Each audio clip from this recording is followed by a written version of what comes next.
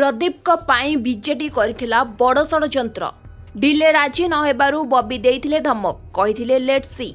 कांग्रेस ठु भी बळीगला बीजेडी रो हिटलरी शासन आरंभ होइथिला क्षमतार दुरुपयोग। प्रदीप को झियो को भी छाड़ी नथिले एही शैतान माने सामिल थिले पुलिस और किछि बीजेडी नेता मिछ केस करबाकू चाप पकाइथिले।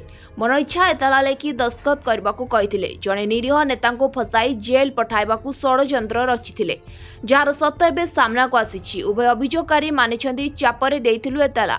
सीमा टपुछि बीजेडी रो हिटलर शासन। कांग्रेस ठारू बळीगला बीजेडी नेतांको क्रूरता। शैतान बबी टपिछन्ति मानविकतार सबु परिधि। अन्य पई जेते गात खोलिछन्ति एबे सेही गातरे निजे पडुछन्ति।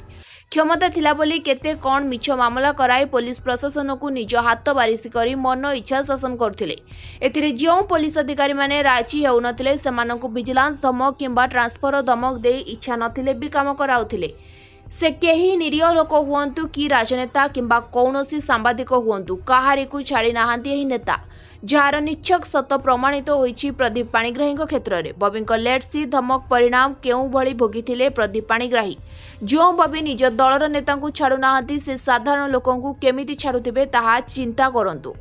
बबी थरे जाकु लेट्स सी बोली कहउथिले तापरे सरकारी कलर चाप पकाई बांधी जेल पठाई देउथिले। एमिति कि प्रदीप को झियो बाहागर भांगिबा पई षड़यंत्र करथिले बबी। अच्युत सामंत भी से समय बबी को साथ देइथिले किंतु बबी अत्याचार शिकार होइथा व्यक्ति माने एबे कहिलेनी बबी दास लेट्स सी। प्रदीप पाणिग्राही विरोध में अभियोग होइतिबा उभय अभियोगकारी कहिसंती आम उपरे चाप पकाई जोर जबरदस्त दस्तखत कराइथिले बीजेडी नेता और पुलिस। कले बले कौशले जो माने सरकार को विरोध में कही मार्गदर्शन करने को चाहूले से शैतान माने जेल पठाई षड़यंत्र करी बर्बाद कर देउथिले।